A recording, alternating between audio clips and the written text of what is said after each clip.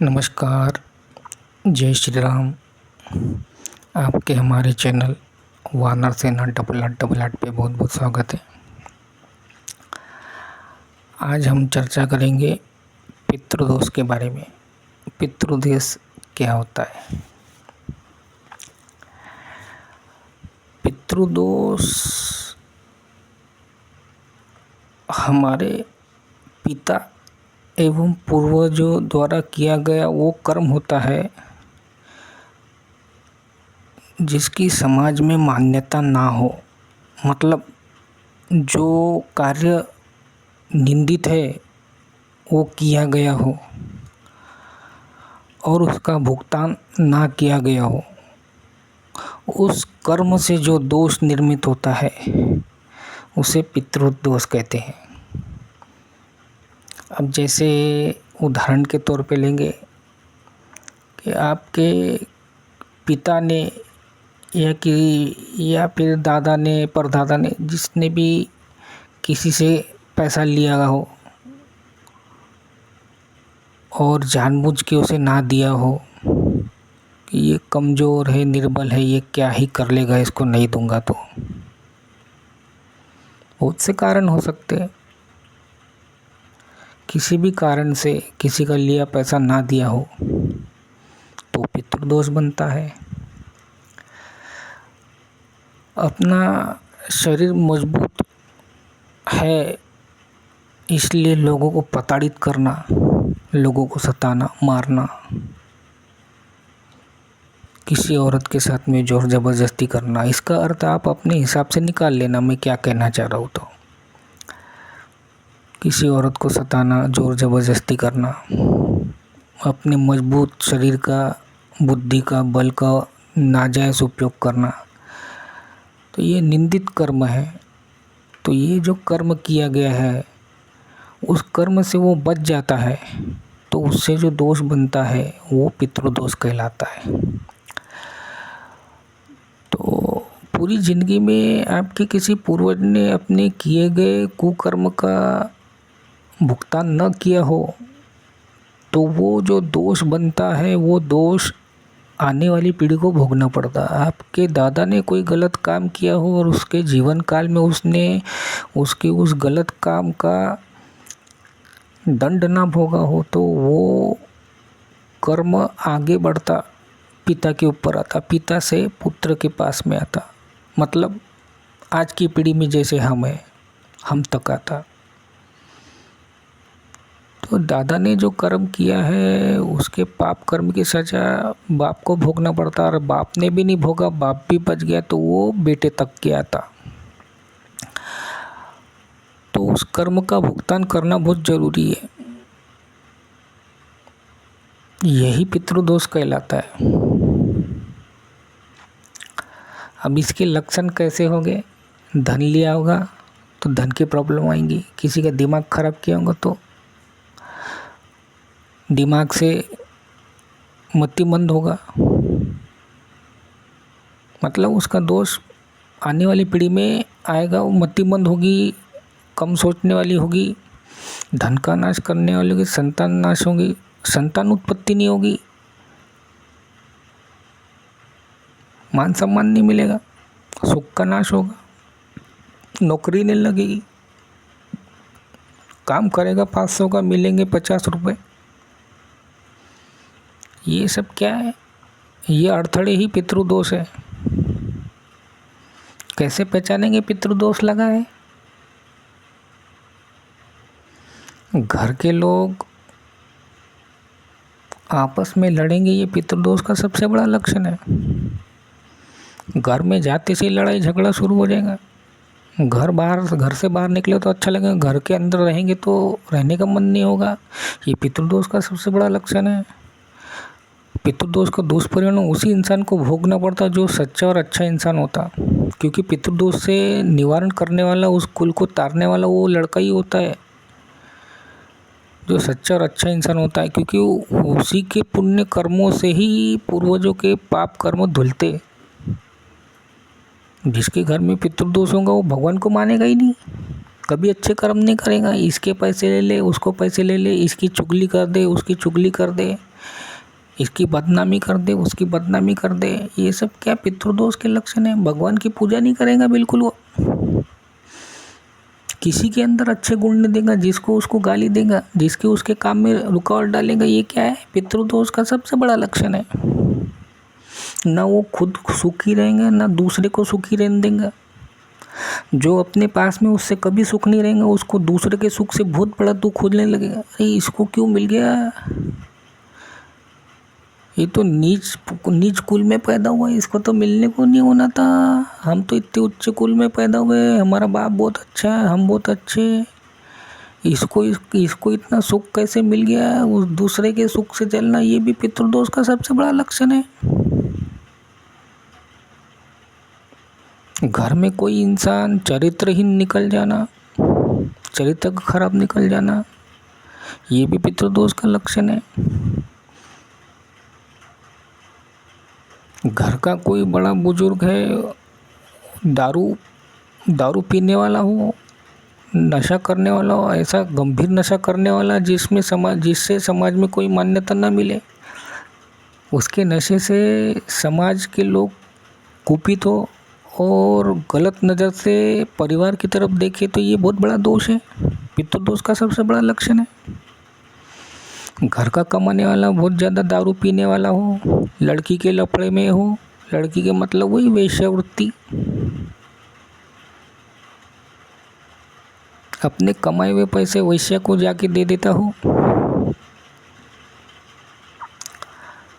काम न करता हो, नौकरी न करता हो, जहाँ काम धंधा करने जाए वहाँ लड़ाई झगड़ा करके आता है, पितृदोष का सबसे बड़ा लक्षण है। शादी नहीं होती उस घर में, पितृदोष रहता है उस घर में, शादी नहीं होती। सबसे बड़ा कारण शादी नहीं होंगी। झोल झाल करके शादी कर लिया तो बच्चे नहीं होंगे, ये पितृदोष के सबसे बड़े लक्षण है। औरत के साथ में झगड़े होंगे, सोनम और राजा, ये पितृदोष का सबसे बड़ा लक्षण है। शादी होगी तो लड़ाई झगड़े करेंगे, इतने लड़ाई झगड़े करेंगे तो खुद एक दूसरे को मार के मर जाएंगे, नहीं तो फिर घर के लोगों को मरवा देंगे। ये पितृदोष का सबसे बड़ा लक्षण है। घर में उपद्रव और मातम हमेशा बने रहेगा, पितृदोष का सबसे बड़ा लक्षण है। रोजी रोजगार में बाधा हो, कितना भी अच्छा काम करो उसके काम को कोई महत्व नहीं मिलेगा, ये पितृदोष का सबसे बड़ा लक्षण है। बहुत अच्छे काम करने के बाद में भी वो काम का यश न मिले, मान सम्मान न मिले, सरकार से जो बड़े बड़े पारितोषिक मिलने की उम्मीद करना वो ना मिलना, उल्टा की अपमान हो जाने, पितृदोष का सबसे बड़ा लक्षण है। ईश्वर की उस घर में किसी भी प्रकार की कोई कृपा न होना, ये पितृदोष का सबसे बड़ा लक्षण है।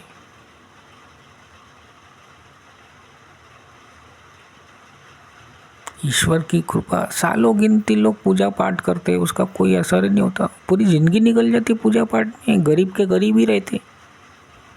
ये पितृदोष का सबसे बड़ा लक्षण है। कर्जा ही कर्जा होते रहता, उस घर में कर्जा बढ़ता ही रहता, पीढ़ी दर पीढ़ी कर्जा आगे आगे आगे चलते रहता। कर्जा लेके दुकानदारी चलाते और जो कमाते वो भी कर्जे में जाता, गरीबी और भूखमरी की हालत हो जाती है। पितृदोष के सबसे बड़े लक्षण होते हैं। अब जानते हैं पितृदोष बनाने वाले ग्रह कौन से हैं? पितृदोष बुध और राहु की युति होगी तो ये पितृदोष का सबसे बड़ा लक्षण है। दूसरा लक्षण है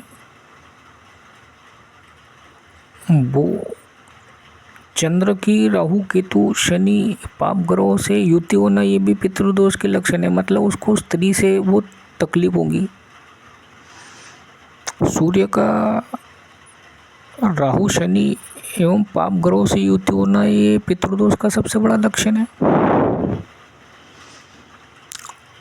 गुरु का पाप ग्रहों के साथ में युति होना, शनि के साथ में युति होना, उसका सबसे बड़ा दोष है। राहु के साथ में युति होना, ये पितृदोष का सबसे बड़ा लक्षण है। शुक्र का पाप ग्रहों से युति होना ये भी बहुत बड़ा लक्षण है। ये पितृदोष का सबसे बड़ा लक्षण है, क्योंकि पाप ग्रहों से पीड़ित हो जाएगा, उसके पास में धन ही नहीं आएगा, धन की चिंता होगी। यहाँ तो कमाएगा तो गलत तरीके से कमाएगा, गलत तरीके से कमाना ये भी एक दोष है।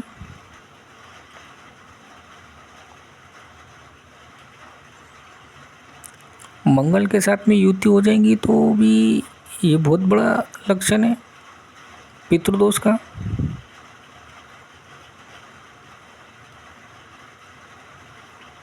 तो इन सारे दुष्प्रभावों से बचने के लिए पितृदोष का मंत्र मैंने दिया हुआ है, पीपल मंत्र।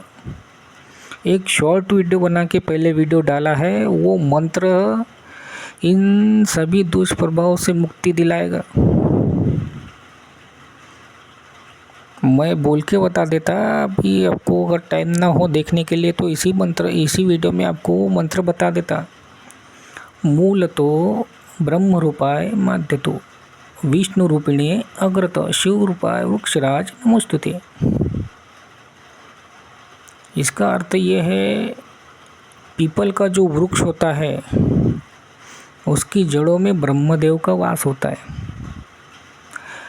पीपल वृक्ष का जो तना होता है, जिसके ऊपर पूरा झाड़ खड़ा होता है, उस तने में जो कठोर रूप होता है उसमें भगवान विष्णु का वास होता है। और वृक्ष की जो पत्तियां हैं, वृक्ष की जो पत्तियां हैं, उन पत्तियों में शिव का वास होता है। तो एक प्रकार से ईश्वर को दिया हुआ वरदान है पीपल वृक्ष। पितृदोष की मुक्ति के लिए इस वृक्ष की पूजा करने से समस्त विडंबनाओं एवं पाप कर्मों से मुक्ति मिलती है। ब्रह्मा ने ये दुनिया बनाई, लोग बनाए, इंसान को बना के ब्रह्मदेव ने सब कुछ दे दिया। तो ये ऋण हो गया समस्त मानव जाति के ऊपर, एक बुरा ऋण हो गया। ब्रह्मा ने इस सृष्टि में जीने के कुछ नियम बनाए, उस नियम का पालन न करना ये भी पितृदोष को निर्माण करता है। ये दुनिया बना के रखने के बाद में इस दुनिया को संभाल के रखना ये भगवान विष्णु सिखाते हैं। अपने बच्चों का पालन पोषण सही तरीके से न करना ये भी पितृदोष का सबसे बड़ा कारण है। समाज में उठने बैठने के नियम का उल्लंघन करना ये भी पितृदोष का सबसे बड़ा लक्षण है।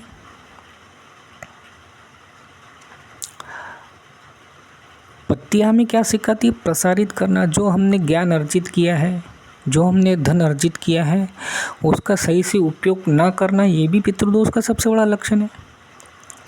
तो ये 3 प्रकार है, ये 3 प्रकारों से सारे पापों का निवारण होता है। तो इस पितृदोष से निवारण के लिए ये बहुत बड़ा वरदान है। पीपल का वृक्ष इंसान को दिया हुआ बहुत बड़ा वरदान है। और पीपल का वृक्ष जो काटता वो महापापी होता, कई जन्म इसके निकल जाते, उस पाप से उसको मुक्ति नहीं मिलती।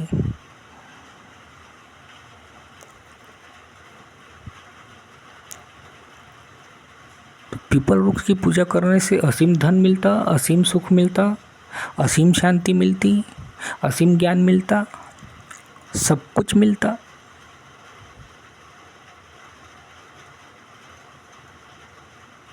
मील का पत्थर है ये पीपल वृक्ष, जिसकी जानकारी मैंने आपको दिया हुआ है। इसको हल्के में ना ले, ऐसी जानकारी आपको कहीं नहीं मिलेगी, ना कोई देगा।